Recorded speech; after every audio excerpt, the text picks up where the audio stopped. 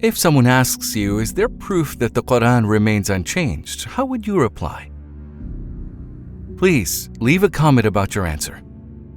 We will tell you about 8 different pieces of evidence.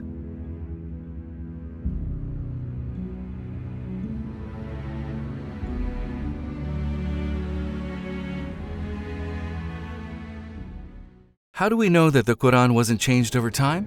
How can we know this? An atheist would not ask this question. I mean, he wouldn't think to ask it, because someone who thinks that a building does not exist would not ask for information about what's inside that building, would they? Of course not. Would someone then who does not accept the existence of a creator enter into a debate about a book sent by the creator? Of course, he wouldn't.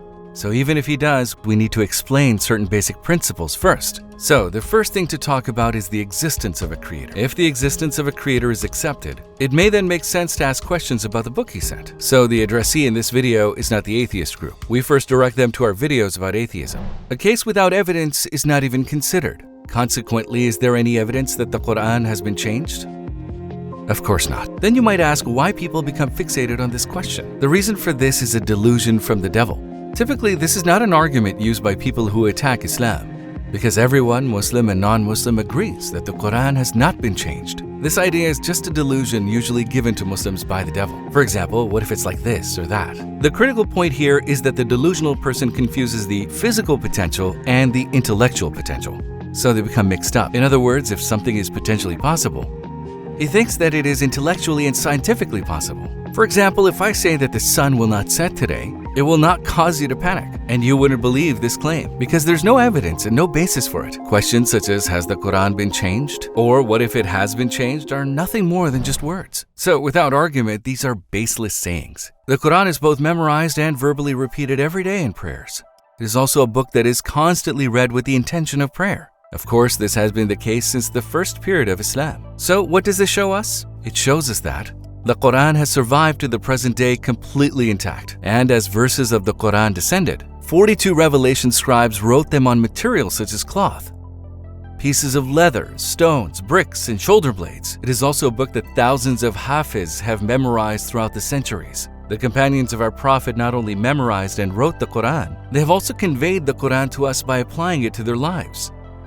Also, since there are 10 rewards for each letter of the Qur'an, and even thousands on some special nights, the Qur'an would be recited over and over again to take advantage of this opportunity, facilitating the preservation of the verses. Companions who devoted their lives to the Qur'an and to observing the Sunnah of our Prophet, peace be upon him, would have noticed even the slightest change in the Qur'an. They would have given their lives to protect it, and they would have not been silent. Even the hadiths were carried to the present day with the ultimate care, and authentic hadiths were preserved with special effort. This shows that every letter of the Qur'an would most definitely have been protected and brought to the current day in the original form by those who had unconditional love for it. What is the most read book in the world? The Holy Qur'an. And there are countless copies of the Qur'an all over the world. And when we look at these copies, we can see that they are all the same. If you go to a mosque in Indonesia or in the Netherlands, when you open up the Qur'an, you will see that they are the same. In other words, this is not a controversial debate that divided the Ummah. Let's assume the impossible. If there were a change in the Qur'an, there would be thousands of different versions like branches on a tree. The Qur'an has been preserved as promised by the owner of the Qur'an.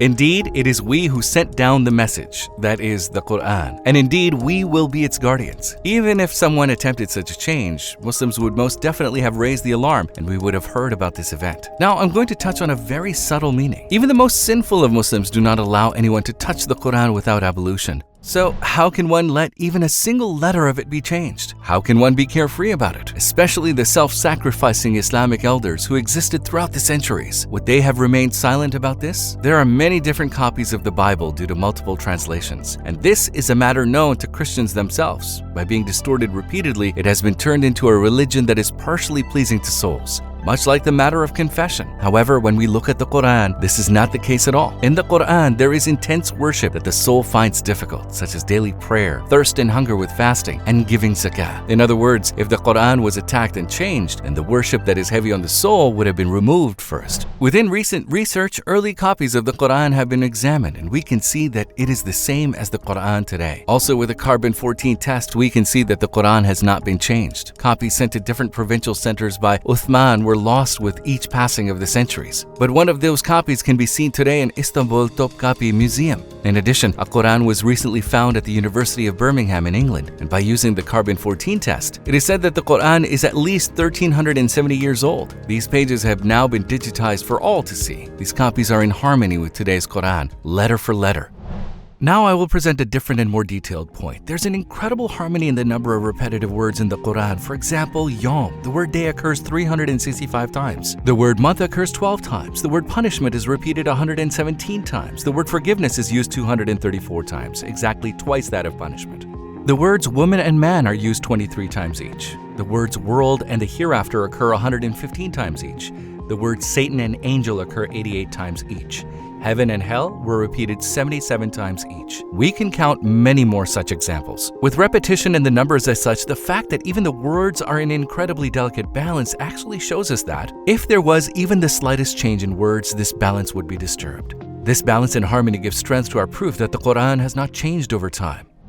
When we look at all these pieces of evidence, we can see that the Qur'an has not been changed and never will be changed. Many of those who ask the question, has the Qur'an changed, do so to cause trouble.